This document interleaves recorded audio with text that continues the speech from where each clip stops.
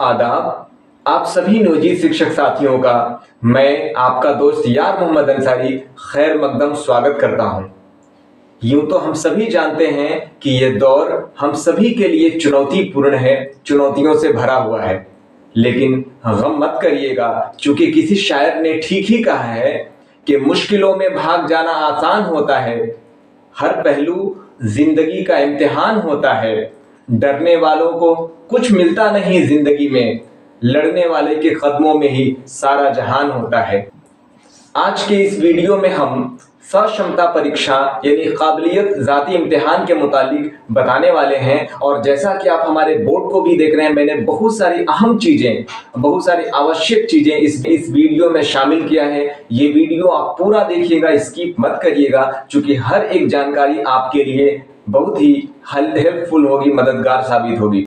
हम सभी जानते हैं इस इम्तिहान को पास करने के लिए हमारे पास 3 अवसर मिले हैं और हमें उम्मीद है कि इम्तिहान हम जरूर पास कर लेंगे। और मुझे पूरा इत्मीनान है कि हमारे शिक्षक साथी पहले ही प्रथम ही स्थिति में ये इम्तिहान को पूरी तरीके से पास कर लेंगे और सभी नियमित शिक्षक कहलाएंगे। लेकिन इसके लिए कुछ खास चीजों का हमें ध्यान पूर्वक सावधानी बरतनी पड़ेगी। हमें जानना पड़ेगा कि किन किन बारीकियों से बचना है, कौन कौन सी चीजें अपनानी है, कौन सी चीजें नहीं करनी है। इस वीडियो में हम जो बात करने वाले हैं वो है सक्षमता परीक्षा के संबंध में विभिन्न टॉपिक्स पे बात करने वाले हैं। और जो खास होने वाला है, सबसे बड़ी चीज है, हमारे पास ये कंफ्यूजन है अभी के दौर में कि जो हमारा सिलेबस है, चूंकि बिहार विद्यालय परीक्षा समिति ने जो सिलेबस या निर्देश जारी किए हैं उसमें यह कहा गया है कि टीआरई 1 और टीआरई 2 यानी टीचर रिक्रूटमेंट एग्जाम 1 और टीचर रिक्रूटमेंट एग्जाम 2 के बिहार पे ही सिलेबस आधारित होगा।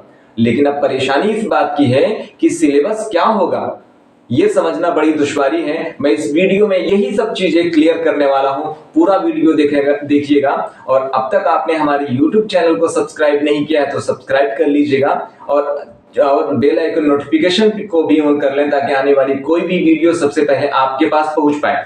तो आप बोर्ड पे देख पा रहे हैं सक्षमता परीक्षा से संबंधित कुछ चीजें मैंने यहाँ लिख रखी है। आइए उसको सिलसिलेवार तरीके से समझते और जानते हैं। देखिए, सक्षमता परीक्षा, और मैंने अपना YouTube चैनल का नाम लिख रखा है अंसारी सर ऑनलाइन क्लासेस। आप YouTube और Facebook पेज पे भी इस नाम को सर्च करिएगा तो आपको मिल जाएगा।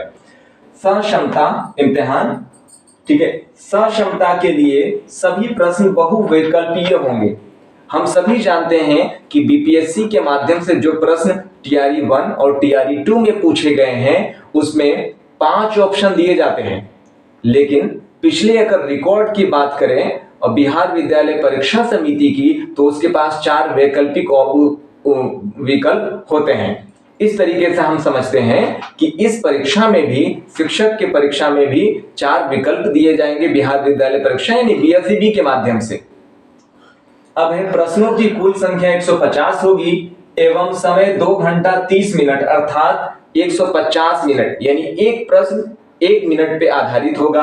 हमें 150 प्रश्नों को हल करना होगा। इसके साथ ही बता दें आपको, चूंकि मैंने खुद बीपीएससी परीक्षा में शामिल रहा हूं, तो ये इस आधार पे मैं अपना एक्सपीरियंस, अपना अनुभव आपसे साझा कर रहा हूं कि उसमें 150 अंक हुआ करता था, लेकिन 120 अंक पे आपका मेरिट यानी मेधा सूची बनता है। लेकिन अब चूंकि बीएसईबी ने इसको तय कर दिया है कि 150 अंकों पर ही आपकी परीक्षा निर्धारित की जाएगी, यानी इसमें 120 अंक और जो पासिंग मार्क्स है 30 नंबर का वो भी इंक्लूड होगा, यानी उसमें भी आपको अच्छा करना है। टोटल मार्क्स जो आपका होगा 150 पे ही आपका मेरिट यानी मेधा सूची क्रम तैयार होगा। अब अगला है, प्रत्येक प्रश्न 1 अंक का होगा तथा कोई निगेटिव मार्किंग नहीं होगी। इसमें निगेटिव मार्किंग नहीं है, लेकिन हमें इस बात का ख्याल रखना है, चूंकि बीएसईबी ने नॉर्मलाइजेशन लागू कर दिया है। इसके माने यह है कि अगर बहुत ज्यादा संख्या में निगेटिव मार्किंग यानी गलत उत्तर पाए जाते हैं तो नंबर कटने के चांसेस बढ़ जाते हैं। इसका भी ख्याल रखना है। परीक्षा का आधार सीबीटी यानी कंप्यूटर बेस्ड टेस्ट होगा, ऑनलाइन के जरिए होगा ये इम्तिहान। ऑनलाइन फॉर्म भरते समय शैक्षणिक, प्रशैक्षणिक यानी जिसको बोला जाता है कि डीएलएड, बीएड जो आपने कोर्स किया होगा द्विवर्षीय, पात्रता परीक्षा जैसे कि टीईटी, एसटीईटी, बीटीईटी इत्यादि का अंक पत्र एवं मूल प्रमाण पत्र की आवश्यकता होगी। जब आप फॉर्म भरिएगा तो इसके अलावा कुछ और भी दस्तावेज की आवश्यकता होगी, ठीक है, उसके आधार पे आप फॉर्म को भरेंगे। परीक्षा में सफल होने के उपरांत काउंसलिंग के समय, ये सबसे खास चीज है, इसको समझना है हमें, क्योंकि हमारे पास बहुत सारे ऐसे उदाहरण हैं जिसमें टीआरई 1 और टीआरई 2 के कैंडिडेट या उम्मीदवार कहें जिनको बहुत सारी परेशानियां हुई है। तो इसीलिए हमारे शिक्षक साथियों से अपील है, आग्रह है कि इस परेशानी में ना हो आप, और ये पहले ही चीज कराना है। क्या कराना है? परीक्षा में सफल होने के उपरांत काउंसलिंग के समय, यानी जब हमारी काउंसलिंग होनी होगी तो सत्यापन हेतु वेरिफिकेशन के लिए आधार कार्ड से मिलान किया जाएगा। हम सभी जानते हैं कि अपर मुख्य सचिव या बिहार विद्यालय परीक्षा समिति की तरफ से जो निर्देश दिए गए हैं उसमें बताया गया है कि शिक्षकों का 3 बार वेरिफिकेशन किया जाएगा। थंब इंप्रेशन होगा, आइरिस चेक होगा। तो इसलिए जरूरी है कि आधार कार्ड से आपकी सारी चीजें सही हो, जैसे नाम, फादर नेम, पता, मोबाइल नंबर, फिंगर, ये सारी चीजें अपडेट होनी चाहिए। मिलान किया जाएगा, अतः अपने से मोबाइल नंबर अवश्य लिंक करा लें। ठीक है। अब जिस चीज के लिए मैंने इस वीडियो को बनाने की कोशिश की है, बहुत सारे कंफ्यूजन थे हमारे शिक्षक साथियों के दरमियान, और मैं चाह रहा था कि एक वीडियो बनाएं जिसमें ये चीज क्लियर कर पाए, और सिर्फ मौखिक या जबानी नहीं बल्कि सत्य के पे आधारित। क्योंकि मेरे पास आप देख सकते हैं ये प्रश्न पत्र है, ये प्रश्न पत्र जो है 6 to 8 का है, जिसमें लिखा है भाषा, सामान्य अध्ययन और उर्दू, ये दोनों तरफ से है। ये बीपीएससी का टीआरई 2 का प्रश्न है, जिसमें एक तरफ दिया हुआ है इंग्लिश के मोड की अगर देखें तो language, general studies and Urdu, ये 6 to 8 का पेपर है। और 1 to 5 के पेपर में दिया हुआ है भाषा एवं सामान्य अध्ययन। ठीक है, इस तरफ देखें लैंग्वेज एंड जनरल स्टडीज। इसके आधार पे मैं सिलेबस बताने जा रहा हूं, तो बहुत इंपॉर्टेंट है। देखिए सिलेबस टीआरई 1 टीआरई 2 के आधार पे जो है उसी को बताया गया है अपर मुख्य सचिव के माध्यम से, बिहार विद्यालय परीक्षा समिति के माध्यम से, शिक्षा विभाग ने भी वही अध्यादेश जारी किया है। कक्षा 1 से 5 में किस तरह के प्रश्न पूछे जाएंगे, और कक्षा 6 से 8, 9, 10 और 11, 12 में क्या होने वाला है। तो आइए, इसमें 2 भाग होंगे। अक्सर मैं देख रहा हूं कि कुछ दिनों से कुछ शिक्षक साथियों या अन्य के माध्यम से ये सूत्रों के माध्यम से प्राप्त हो रहा है कि इसमें 3 भाग होंगे, लेकिन ये सही नहीं है। जहां तक मेरी नॉलेज है, मेरी मुताला या अध्ययन का सवाल है, इसमें 2 ही भाग होंगे कक्षा 1 से 5 में। भाग 1 और भाग 2, यानी पार्ट 1 और पार्ट 2 होगा। इसमें वो चीजें दी गई है, मैं आपको दिखा दूंगा। ठीक है, भाग 1 में 30 प्रश्न होंगे। ये किसके होंगे भाई?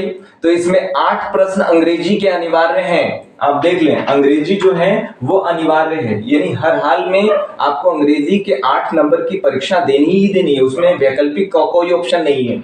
8 नंबर है प्लस, यानी इसके साथ में 22 नंबर ऐड होगा, उसमें हिंदी, उर्दू, बांग्ला या अन्य विषय, जो कि टीआरई 1 या टीआरई 2 के आधार पे मैं आपको बता रहा हूं।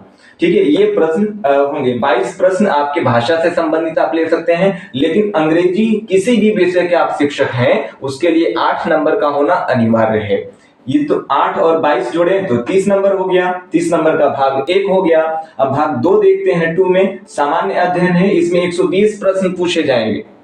कुछ लोगों ने पहल करना शुरू किया है कि 1 to 5 यानी 1 से 5 के शिक्षकों के लिए भी जो भाषा पे आधारित बहाली है उस तरह के प्रश्न पूछे जाएं। हम उम्मीद करते हैं कि आने वाले समय में इस तरह की मांग पूरी होती है तो अच्छी बात है, लेकिन अभी क्या है 120 प्रश्न ही होंगे, 120 अंक के होंगे। सामान्य अध्ययन, इसमें क्या होगा? गणित, विज्ञान, सामाजिक विज्ञान, घटनाक्रम यानी घटना चक्र जिसको बोला जाता है, तार्किक प्रश्न, अन्य से प्रश्न पूछे जाएंगे। ये तो रहा 1 to 5 का, जिसमें 2 सेक्शन, 2 भाग होंगे, 2 हिस्से दिए रहेंगे। अब आइए 6 to 8, 9, 10 एवं 11, 12 के लिए।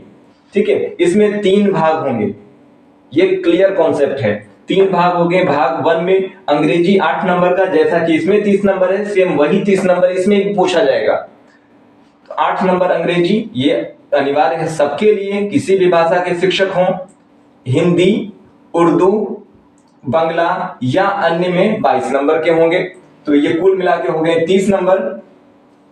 अब है भाषा 2, ये सामान्य अध्ययन है जिसका नंबर 40 होगा, यानी 30 नंबर, 40 नंबर और 80 नंबर।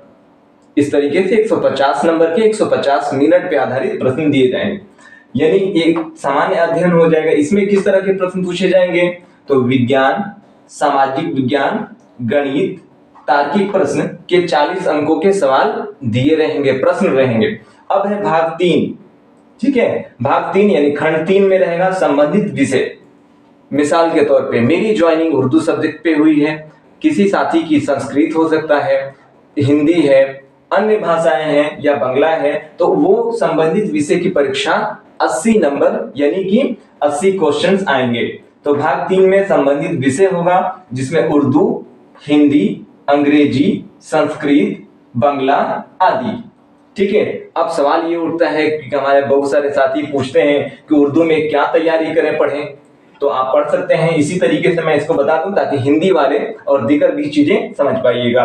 उर्दू में अगर कवायद की बात करें तो खास तौर पे मुतरादिफ कहा जाता है पर्यायवाची को, जमाना यानी काल, समय, अवधि, इस्म के माने संज्ञा, इससे मुतालिक भी सवाल इसमें आया है, मेरे पास है ये बुकलेट जिसमें सवाल दिया गया था, इस्म, जमाना। उसके बाद है जमीर के माने सर्वनाम, सिफत के माने विशेषण, साबका और लाहका, प्रत्यय, उपसर्ग, प्रत्यय, सफिक्स, प्रीफिक्स जिसको कहा जाता है वो भी आप पढ़ लीजिएगा। जिन्स यानी लिंग, ठीक है। जेंडर पढ़ना है, मुजक्कर, मुअन्नस, तज़कीर या तानीस।